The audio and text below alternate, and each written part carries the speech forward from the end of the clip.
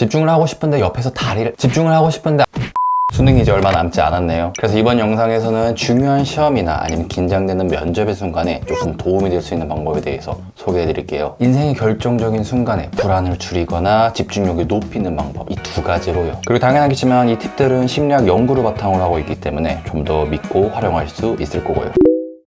먼저 이번 영상의 핵심에 대해 설명드릴게요. 바로 우리는 감정을 느끼는 게 아니라 해석하는 것이다 라는 건데요. 중요한 시험이나 면접을 앞둔 순간에 불안이는 우리에게 슬쩍 다가와서 이번 시험 왠지 망할 것 같지 않아? 뭔가 부족한 부분이 있는 게 아닐까? 라고 속삭이는데요. 하지만 여기서 중요한 점이 있어요. 우리 모두가 불안을 똑같이 느낄까요? 아니요, 같은 시험을 본다고 할지라도 어떤 사람은 불안해서 손이 덜덜덜 떨리면서 아무것도 못하지만 또 다른 누군가는 오히려 그 불안 덕분에 더 각성이 된 상태로 더 잘하기도 해요. 애초에 우리 뇌에 있는 신경 전달 물질은 20개에서 30개 정도밖에 안 되지만 우리가 붙이는 감정의 이름은 수백 가지가 되죠. 영화 인사이드 아웃에서도 다양한 감정 캐릭터가 등장하는 것처럼요. 이처럼 우리가 느끼는 감정이라는 건 단순한 호르몬의 차이가 아니라 그리고 우리가 몸의 반응을 어떻게 바라보느냐에 따라서 당연히 감정의 해석도 달라지게 되고요. 그렇다면 바로 핵심, 어떻게 하면 더 감정을 잘 해석할 수 있을까요? 이걸 위해 두 가지 팁을 드릴게요. 심리학자 리사 다물에 따르면 불안은 3단계를 거쳐서 발생한다고 해요. 1단계, 심장박동이 빨라지고 호흡이 얕아진다. 2단계, 불안을 의식적으로 알아차리게 된다. 3단계, 위험을 과대평가하고 자신의 능력을 과소평가한다. 이 세 번째 단계를 넘어가는 순간부터 난 안 될 거야, 어차피 지금 해봤자 의미가 있을까? 라는 말을 계속해서 반복한다고 해요. 그리고 중요한 것은 호흡인데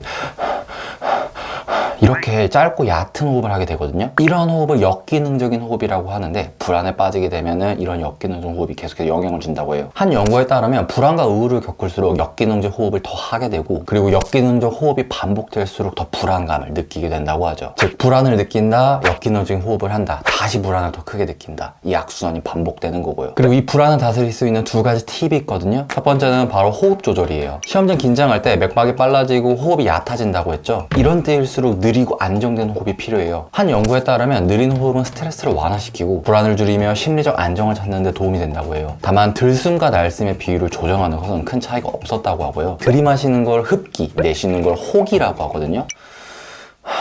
와 같은 자연스러운 것은 괜찮지만 와 같이 호기를 조절하는 것은 별로 큰 효과가 없었다고 해요. 그러니까 그냥 느리게 호흡을 한다라는 것만 떠올리면 돼요. 이를 보다 구체적으로 말씀드리면 한 연구에서는 785명을 상대로 호흡을 조절하는 브레인워크를 통해서 스트레스랑 불안을 줄일 수 있다라는 걸 밝혀냈거든요. 이 브레인워크에 포함된 호흡 방법은 총 4가지가 있었는데요. 1분에 5에서 6회로 아주 천천히 호흡을 하거나 왼쪽과 오른쪽 콧구멍을 번갈아 가며 내쉬거나 이렇게 해요.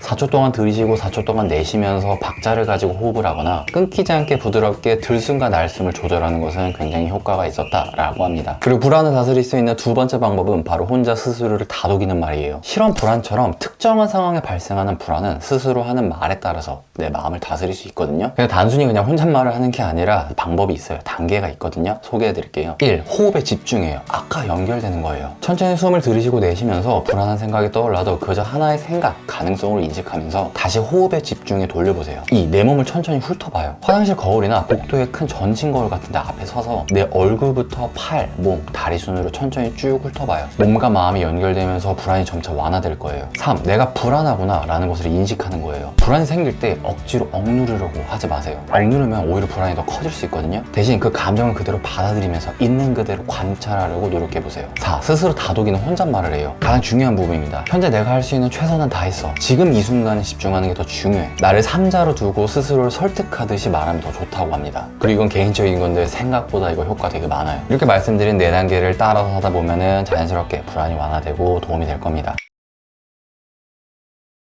시험을 볼 때 불안뿐만 아니라 우리를 괴롭히는 게 하나 더 있죠. 바로 집중이 안 되는 집중력 저하 문제죠. 당연하겠지만 수능날 되게 예민해지기 때문에 사소한 부분에서도 되게 신경이 거슬려요. 내가 앉는 위치에 따라서 영어 듣기를 하는 것도 굉장히 민감해지고 굉장히 신경 쓰이게 돼요. 지금 얘처럼요. 왜? 응?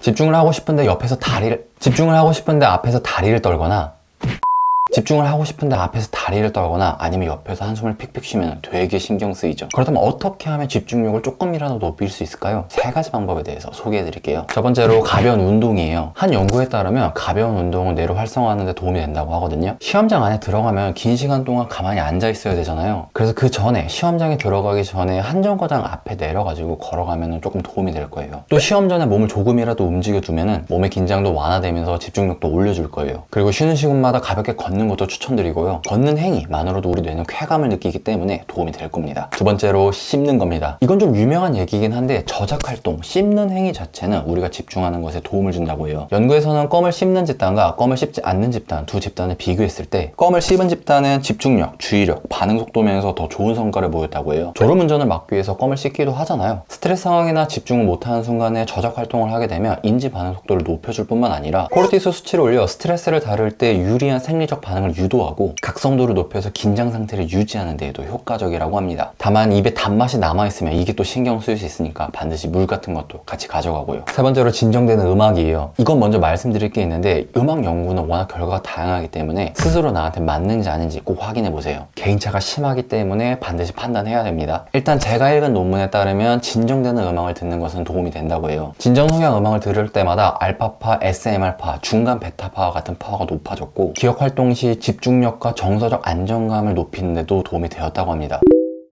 네, 결론입니다. 마지막으로 제 수능썰 간단히 말씀드릴게요. 저는 영어 듣기가 제일 스트레스였거든요. 꼭 하나씩 실수해서 계속 틀렸어요. 근데 수능날 점심시간에 문제가 생긴 거예요. 이게 수능날에는 급식을 안 먹으니까 보통 도시락을 싸가거든요. 저도 마찬가지로 어머니가 보온통에 전복죽을 싸주셨는데 이게 뚜껑 이음새 부분이 잘못 결합이 돼서 안 열리는 거예요. 뜨거운 상태 죽으로 넣어서 내부가 팽창됐는지 몰라도 완전 꽉 닫혀서 아예 안 열리는 거예요. 그래서 결국 점심 못 먹고 듣기를 봤거든요. 가장 긴장되고 스트레스 많이 받았던 듣기를요. 엄청 스트레스 받고 엄청 당황한 상태에서 영어 듣기를 보러 봤던 게 아직도 기억이 나요. 그리고 결과는 어떻게 됐을까요? 네, 수능날 처음으로 듣기 다 맞췄어요. 최상의 컨디션이라고 생각했던 6, 9월에도 하나씩 꼭 틀렸는데도요. 참 신기하죠? 그리고 이 얘기를 왜 했냐고요? 제가 수능날 점심을 못 먹은 게 제가 듣기를 못 봐야 되는 이유는 아니다 라는 걸 말씀드리고 싶어서 그래요. 우리는 심리적으로 모르게 되는 순간에 계속해서 불안을 느끼게 되면 무언가 원인을 찾으려 하거든요. 뭔가가 있어서 그래, 이래서 못한 거야 라고 하면서 스스로 합리화하려고 하죠. 근데 감정은 느끼는 게 아니라 해석하는 거라고 했잖아요. 한 연구에 따르면 당연하겠지만 불안이 시험에 영향을 주는 것은 맞지만 어떻게 대처하냐에 따라 효과 크기가 다르다고 합니다. 예를 들어 부족한 내용을 다시 한번 떠올려 보거나 모르는 부분을 친구들이나 선생님한테 물어보는 등 문제 중심 대처는 불안을 줄이는 데 효과적이었다고 해요. 하지만 친구들과 의미 없이 수다를 떨거나 공부를 하는 순간에 갑자기 청소를 열심히 하고 싶거나 아니면 음악을 들으면서 공부를 하는 등 이런 감정 중심 대처는 장기적으로 봤을 땐 큰 효과가 없었다고 해요. 그러니까 불안을 느끼게 되는 순간이 있다면 도망가지 말고 마주해야 합니다. 내가 못하는 이유를 찾으면서 합리화하려고 하지도 말고요. 단지 내가 그 순간을 어떻게 느끼고 있는지에 대해서 집중하다 보면 자연스럽게 그 순간들이